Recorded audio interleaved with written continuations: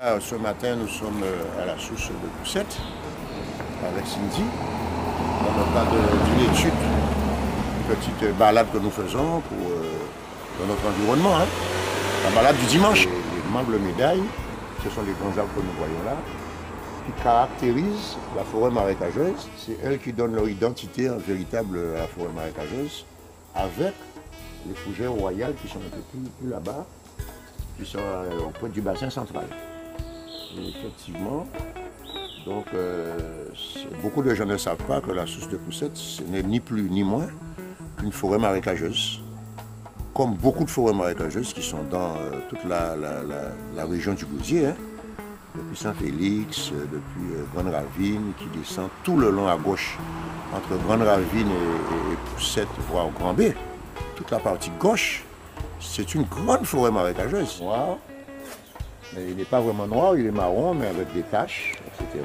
On voit beaucoup de racines périphériques par rapport au tronc central.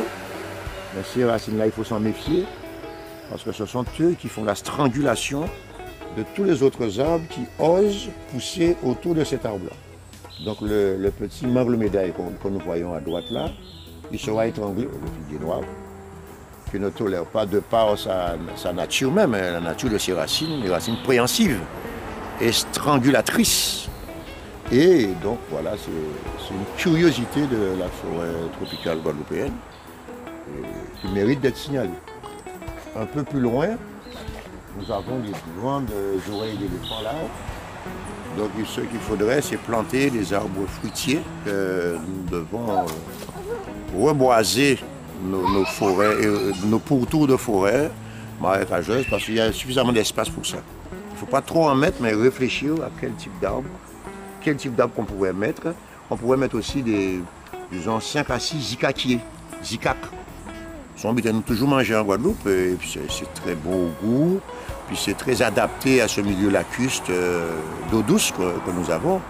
Et c'est une tradition qui, quelque part, disparaît. Et les générations qui viennent là ne pourront pas voir même en partie ce que nous avons eu.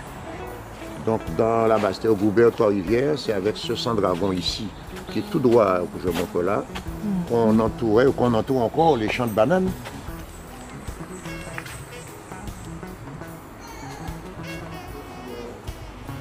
Ce sont des plantes ornementales, Alpinia, une très belle fleur rouge, pour embellir le site. Cachimant cochon, son nom savant, on va dire c'est Cachimant cochon, on va voir dans les livres Cachimant cochon, mais c'est le mamé guadeloupéen, mamé. Alors le mamé, effectivement, il y a toute une histoire sur le mamé, où on dit effectivement que les esclaves qui étaient en fuite s'en nourrissaient quand ils étaient en fuite et qu'il n'y avait pas grand-chose, comme arbre fruitier. Donc c'est un arbre qui porte un fruit lisse, et qui est très agréable au goût, que je pense que le grand public ne connaît pas suffisamment.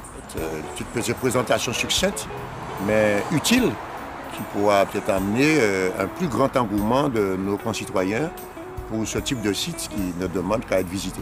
Pour votre regard et votre attention, et au revoir, peut-être un autre séjour. Au revoir.